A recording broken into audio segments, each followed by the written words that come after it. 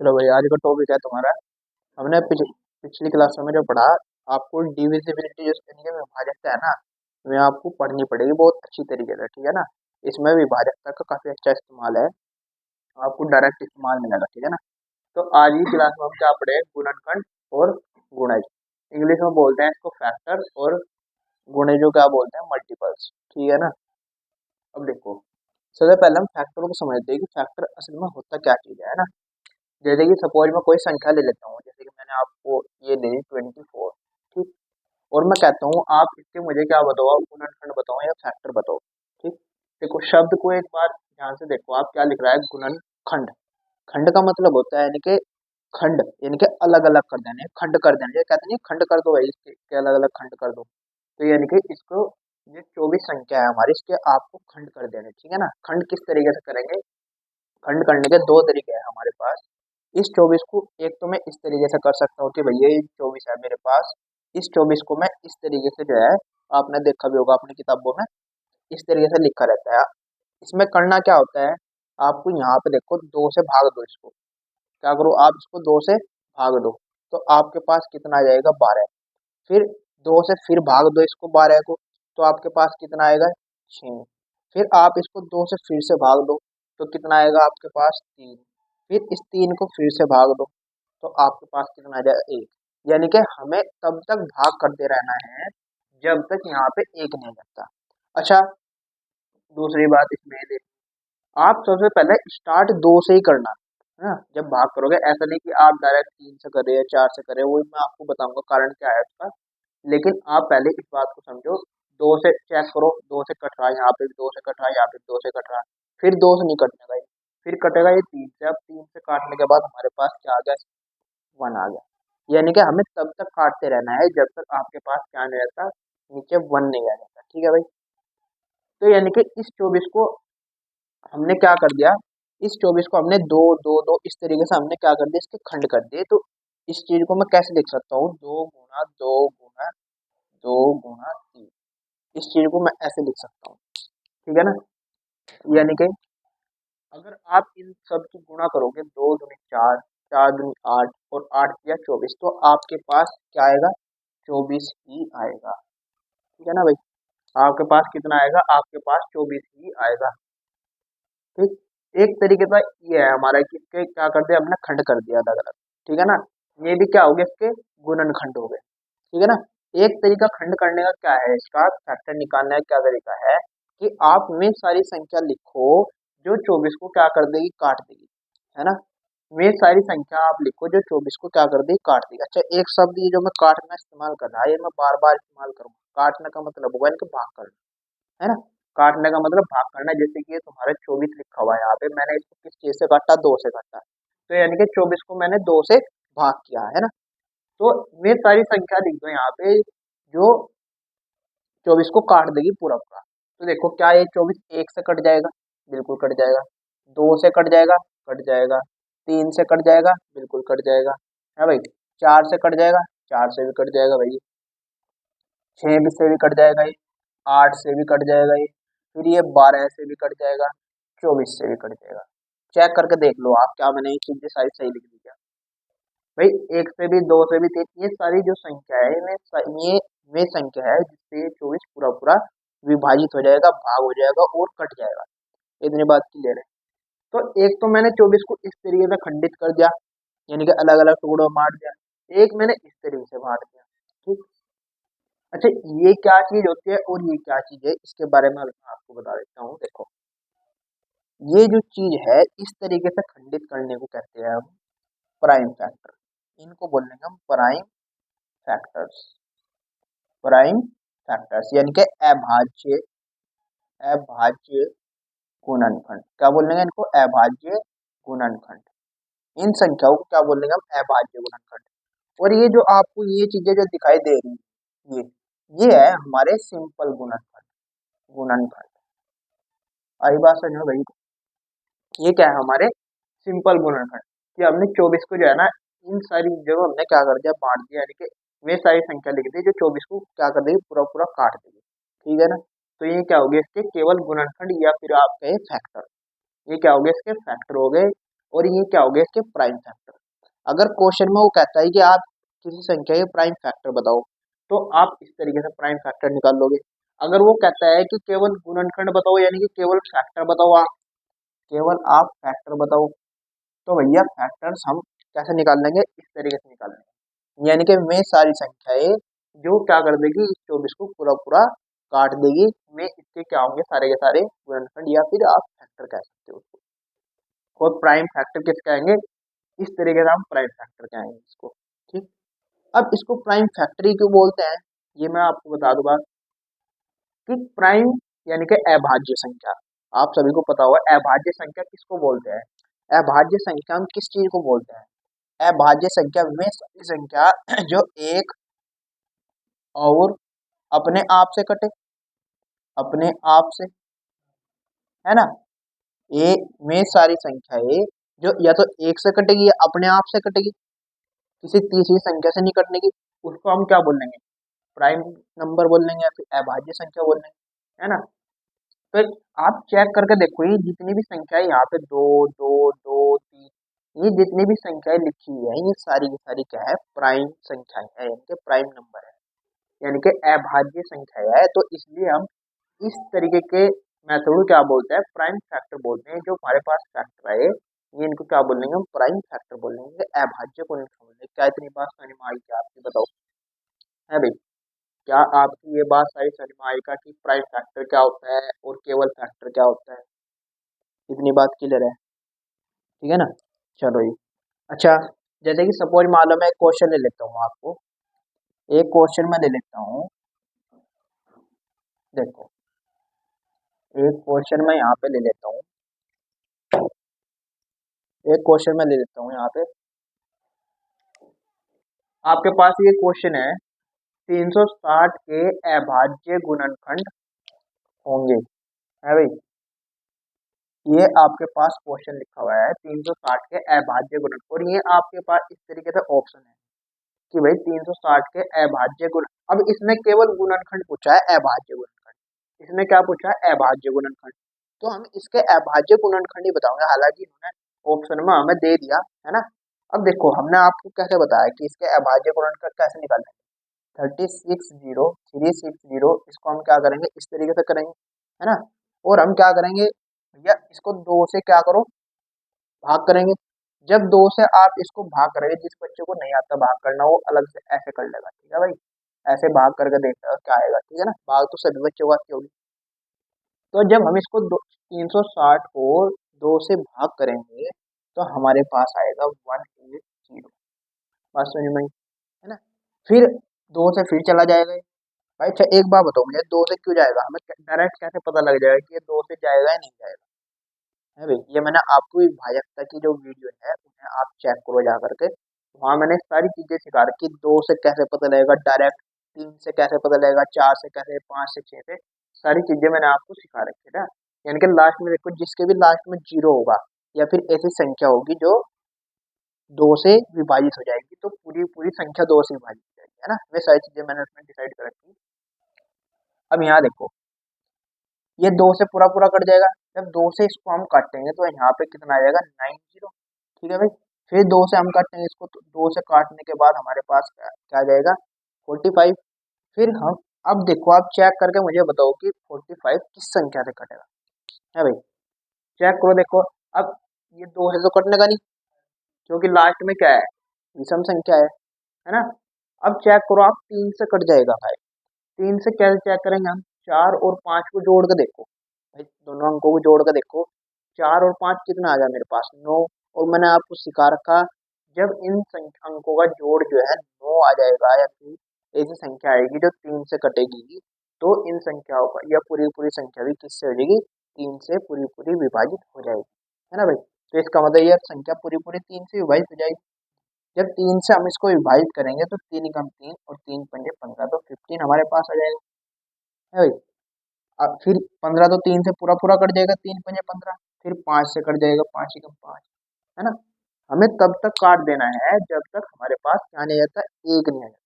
क्या ये पूरा तरीका आपकी समझ में आएगा, इसके ये है अभाज्य गुणनखंड निकालने का ही हमारा तरीका है। इतनी बात क्लियर है, चलो। अब यहाँ पे चेक करो कि इसका आंसर, अच्छा इस चीज को मैं कैसे लिख सकता हूँ, दो गुना दो गुना तीन गुना तीन गुना दो, तीन बार तो है हमारे पास दो, और तीन जो है दो बार है, और ये हो गया हमारे पास पाँच। तो यानी कि इस चीज को मैं कैसे लिख सकता हूँ, इस तरीके से लिख सकता हूँ। बहुत सी जगह आपको ऐसे भी ऑप्शन में इस तरीके से भी दे सकता है कि एक दो तीन, तो दो की पावर कितनी हो जाएगी, तीन, है ना। और जैसे कि एक दो, तो तीन की पावर दो, है भाई। और ये पांच केवल एक ही है, तो केवल हम पाँच, ऐसे भी वो दे सकता है ऑप्शन, है ना। लेकिन हमारे पास ये फिलहाल है नहीं, तो इसकी बात हम नहीं करेंगे, ठीक है भाई। तो ये जो हमारे पास ये आंसर आया, आप चेक करो कि इसमें कौन सा आंसर है भाई। इसमें चेक करो, देखो यहाँ पे दो है, लेकिन यहाँ तीन दो है, तो इसका मतलब ये तीन दो हो गया, ठीक। फिर यहाँ पे तीन है, ये है, ठीक है भाई। ये हो गया पांच, ये है, तो इसका मतलब यही हमारा क्या हो गया, आंसर हो गया, है ना। अच्छा एक बात और चीज में चेक करो आप, सपोज मान लो ऑप्शन में हमारे पास इस तरीके से होता है, अब 360 के क्या काटने, अभाज्य गुणनखंड निकालने, है ना। 360 के क्या काटने, अभाज्य गुणनखंड निकालने। तो अभाज्य गुणनखंड हम चेक करेंगे। अच्छा एक यहाँ पे देखो, ये ऑप्शन देखो, ये चौथा ऑप्शन, इसमें देखो दो अभाज्य संख्या है, बिल्कुल है भाई। छह जो है अभाज्य संख्या है, छह अभाज्य संख्या नहीं है भाई। ये सारी संख्याएं क्या होनी चाहिए, अभाज्य संख्या होनी चाहिए, लेकिन छह तो अभाज्य नहीं है, इसका मतलब ये इसका आंसर नहीं हो सकता, है ना भाई। ऐसे भी हम चेक कर सकते हैं ऑप्शन में, है ना। अब यहाँ चेक करो, देखो यहाँ पे दो है, दो है, ये नौ, देखो ये अभाज्य नहीं है, जबकि अभाज्य होना चाहिए, ये भी नहीं इसका ऑप्शन हो सकता, है ना। बच गए क्या, दो ऑप्शन। तो अगर मान लो इन दोनों में से ऑप्शन में भी ऐसे ही कुछ संख्या दे देता है जो अभाज्य ना हो, तो फिर उसमें से ही हम काट देते हैं, है ना। हालांकि हमारा तरीका ये जो है, अगर इस तरीके से हमें दो ऑप्शन में हम फंस गए, तो हम इस तरीके से पूरा ही क्वेश्चन हमें सोल्व करना पड़ेगा। इतनी बात क्लियर होगी, ठीक है भाई। तो भाई ये चीज आपकी समझ में आ गई, है ना। ये आपकी चीज समझ में आ गई कि हम किस तरीके से फैक्टर अभाज्य गुणनखंड में और गुणनखंड में आपके अंतर समझ में आ गई, गुणनखंड क्या होते हैं और अभाज्य गुणनखंड क्या होते हैं। हमने आपको क्वेश्चन 360 का दे करके भी दिखाया, ठीक है ना। अब एक अगली चीज देखो आप यहाँ पे, एक बार मैं इसको थोड़ा सा बता देता हूँ आपको कि किस तरीके से ये दो चीजों में बटा हुआ है। देखो एक तो हमारे पास सिंपल गुणनखंड हो गए, गुणनखंड, है भाई। एक तो हमारे पास सिंपल गुणनखंड हो गए, एक हो गए हमारे पास अभाज्य गुणनखंड, अभाज्य गुणनखंड, गुणनखंड, सिंपल गुणनखंड और अभाज्य गुणनखंड। क्या आप इन दोनों में अंतर आपको पता चल गया, ठीक है। अब गुणनखंड में ही हम एक चीज और देखेंगे जिसको बोलते हैं हम उभयनिष्ठ गुणनखंड, है भाई। एक चीज होते है उभयनिष्ठ गुणनखंड, उभयनिष्ठ गुणनखंड, गुणनखंड, इसको बोलते हैं हम उभयनिष्ठ गुणनखंड, या फिर इंग्लिश में आप इसको बोल दो कॉमन, कॉमन फैक्टर। इंग्लिश में आप इसको कॉमन फैक्टर भी बोल सकते हैं, ठीक है ना। अब ये उभयनिष्ठ जो गुणनखंड है हमारे पास, इस चीज को हम समझेंगे। अच्छा उभयनिष्ठ, कॉमन, कॉमन तो आपको पता होगा शब्द कॉमन कैसे, किस तरीके से, देखो आपने बचपन में क्या, आप बचपन में हो फिलहाल भी, आपने देखा होगा कि हम जब क्रिकेट खेलते हैं छोटे छोटे बच्चे, तो ऐसा होता है कि एक बच्चा जो है एक्स्ट्रा हो जाता है, मान लो छह बच्चे इधर हो गए, छह बच्चे इधर हो गए, फिर एक बच्चा हमारे पास बच गया, तो कौन सी टीम में जाएगा। तो हम कहते हैं कि भैया इस टीम से भी खेल ले, इस टीम से भी खेल लिए तू, है ना। तो इसको क्या बोलते हैं हम, कॉमन, कि भैया ये बंदा क्या हो जाएगा, कॉमन हो जाएगा, यानी कि इस टीम से भी खेल लेगा, ये इस टीम से भी खेल लेगा, तो उसको हम क्या बोल देते हैं, कॉमन। यानी कि जो दोनों चीज में होता है ना। अब चीज चाहे दो हो चाहे तीन हो। अब इसको हम इस तरीके यहाँ पे समझेंगे, सपोज मान लेते हैं, मैं कह देता हूँ आपको कि भैया 24 और संख्या 18, ये दो हम संख्या ले लेते हैं, ठीक। अब मैं कहता हूँ आपसे कि भैया मुझे इन दोनों में ऐसे फैक्टर बताओ जो इन दोनों में कॉमन हो, है ना। उभयनिष्ठ गुणनखंड का मतलब होगा, यानी कि ऐसे फैक्टर जो 18 में भी हो और जो 24 में भी हो, ठीक। तो हम चेक करेंगे कि 18 और 24 में कौन कौन से फैक्टर कॉमन है। सबसे पहले तो हम इसके फैक्टर निकाल लेंगे, है भाई। सबसे पहले हम क्या करेंगे, इसके फैक्टर निकाल लेंगे। तो भैया फैक्टर देखो कैसे निकाल लेंगे हम, फैक्टर निकाल लो, यानी कि वे सारे फैक्टर निकाल दो जो 24 को क्या कर देंगे, पूरा पूरा भाग कर देंगे। देखो 24 एक से भाग हो जाएगा, दो से हो जाएगा, तीन से हो जाएगा, चार से हो जाएगा, छः से हो जाएगा, आठ से हो जाएगा, 12 से हो जाएगा, 24 से हो जाएगा। ठीक है भाई। तो 24 के ये सारे क्या हो गए, गुणनखंड हो गए।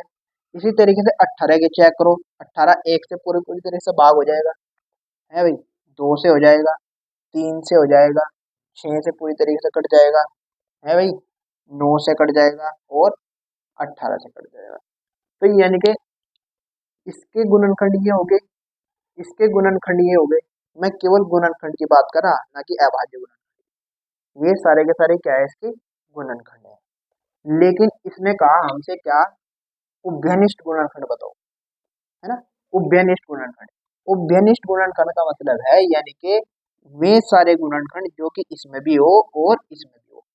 चेक करके बताओ कि जो गुणनखंड इसमें भी है और इसमें भी है, ठीक है, दोनों में कॉमन है, उसको बोल देंगे उभयनिष्ठ। ये बहुत ही ज्यादा इंपॉर्टेंट है, क्वेश्चन मतलब क्वेश्चन में पूछ लेता है कि इन दोनों के उभयनिष्ठ गुणनखंड बताओ, है ना। तो यहाँ पे देखो, एक कॉमन तो ये हो गया गुणनखंड, है भाई। एक गुणनखंड कौन सा होगा, ये देखो इसमें भी दो है, यहाँ पर भी दो है, ये चेक करो, देखो ये हो गया, है भाई।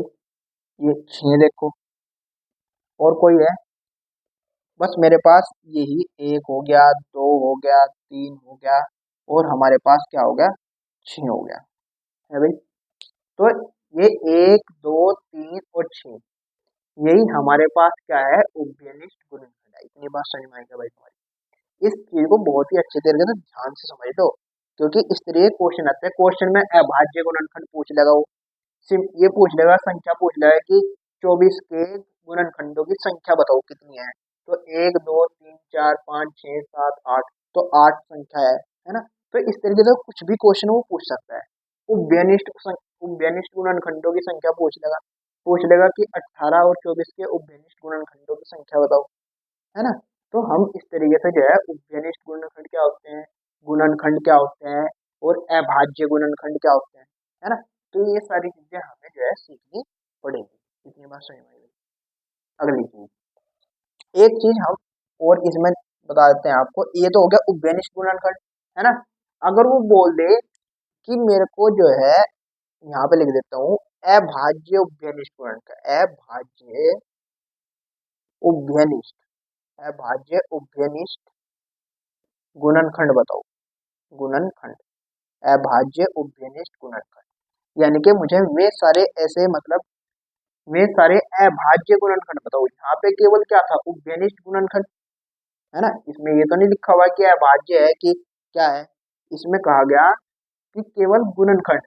लेकिन यहाँ पे इसने कहा कि अभाज्य गुणनखंड बताओ, है ना। इसने क्या कहा कि अभाज्य गुणनखंड बताओ। तो अभाज्य गुणनखंड इसमें क्या है, पूरे में केवल दो ही है हमारे पास, है ना। तो अभाज्य गुणनखंड क्या होगा, केवल दो। अब इसमें निकालने का तरीका क्या है, मैंने आपको अभाज्य गुणनखंड निकालना सिखाया, अभाज्य गुणनखंड निकालना आपको सिखाया। 24 का और 18 का अगर मुझे अभाज्य गुणनखंड निकालना हो, 24 और 18 का मुझे अगर अभाज्य गुणनखंड निकालना हो, तो मैं किस तरीके से निकालूंगा, कि भैया 24 को मैं ऐसे करूंगा, ठीक है ना भाई, इस तरीके से करूंगा, और 18 को मैं इस तरीके से करूंगा, ऐसे ही, देखो, है ना। तो 24 को भी ऐसे करूंगा और 18 को भी इस तरीके से करूंगा। तो इसको जब मैं भाग दूंगा तो दो बार जाएगा, 12 बार जाएगा। इसको करूंगा तो कितनी बार जाएगा, छः। फिर करूंगा मैं, कितना आ गया, तीन। फिर तीन से काटूंगा तो कितना आ जाएगा, ये आ जाएगा इस तरीके से। और इसको भी मैं दो से भाग करूंगा, कितना आएगा मेरे पास, दो नीम 18। फिर तीन से भाग करूंगा तो कितना आ जाएगा, तीन या नौ आ जाएगा। फिर तीन से भाग करूंगा तो कितना आ जाएगा, एक आ जाएगा, है ना। तो ये सारे क्या है, दो दो दो तीन, दो तीन तीन, ये सारे क्या है, इसके अभाज्य गुणनखंड, है ना। ये क्या है, उभयनिष्ठ गुणनखंड। ये सारे क्या हो गए, इसके उभयनिष्ठ गुणनखंड। ये अभाज्य गुणनखंड है। अब ये है अभाज्य उभयनिष्ठ गुणनखंड, तो समझ रहे, यानी कि 24 के अगर मुझे अभाज्य गुणनखंड लिखने हो, अभाज्य गुणनखंड लिखने हो ये वाले, तो मैं कैसे लिखूंगा, दो गुणा तीन, इस तरीके से लिखूंगा, है ना। और 18 के कैसे लिखूंगा मैं, इस तरीके से, देखो, दो गुणा तीन गुणा तीन, है ना, ऐसे ही तो लिखूंगा मैं। तो मुझे चेक करना है यहाँ पे अभाज्य उपनिष्ठ गुणनखंड। क्या चेक करना है? अभाज्य उपनिष्ठ गुणनखंड, यानी कि वे सारी संख्याएं अभाज्य होनी चाहिए, अभाज्य होनी चाहिए। दूसरी बात, दोनों में कॉमन होनी चाहिए, है ना। और तीसरी बात, गुणनखंड होनी चाहिए। तो भैया यहाँ देखो, ये सारे के सारे गुणनखंड है ना। तीसरी बात अभाज्य है। अब हमें चेक करना कॉमन, देखो इसमें भी दो है और यहाँ पर भी दो है ना। और कोई संख्या कॉमन है, ये देखो तीन भी कॉमन है भाई, ये तीन भी देखो कॉमन है। ये भी अभाज्य है, ये भी अभाज्य है, ये भी अभाज्य है हमारा। तो भैया दो भी कॉमन है और तीन भी कॉमन है। तो ये मेरे पास क्या आ गए, दो इसके क्या आ गए, अभाज्य उपनिष्ठ गुणनखंड, है ना भाई। ये मेरे पास क्या आ गए, अभाज्य उपनिष्ठ गुणनखंड, दो और तीन। देखो यहाँ पे भी दो और तीन, ये मेरे पास दो ही तो संख्या इसमें अभाज्य है, तो ये अभाज्य उपनिष्ठ गुणनखंड है। अगर वो पूछता है क्वेश्चन में कि अभाज्य उपनिष्ठ गुणनखंड बताओ, तो ये आंसर होगा, है भाई। या फिर आप इस तरीके से निकाल दोगे। अगर वो पूछता है क्वेश्चन में कि केवल उपनिष्ठ गुणनखंड बताओ, तो हम ऐसे करेंगे और ये सारे के सारे आपके क्या होंगे, उपनिष्ठ गुणनखंड होंगे। क्या ये पूरी पूरी चीज समझ में आएगी तुम्हारी? एक बार पूरे को चेक कर लो, पूरी को देखो एक बार, एक बार ध्यान से।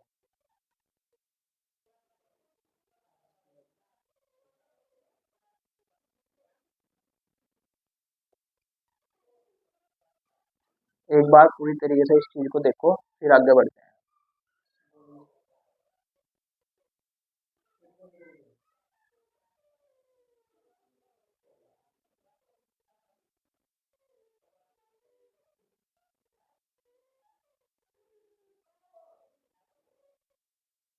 ठीक है भाई, चलो अगली क्लास में मिलते हैं फिर, है ना।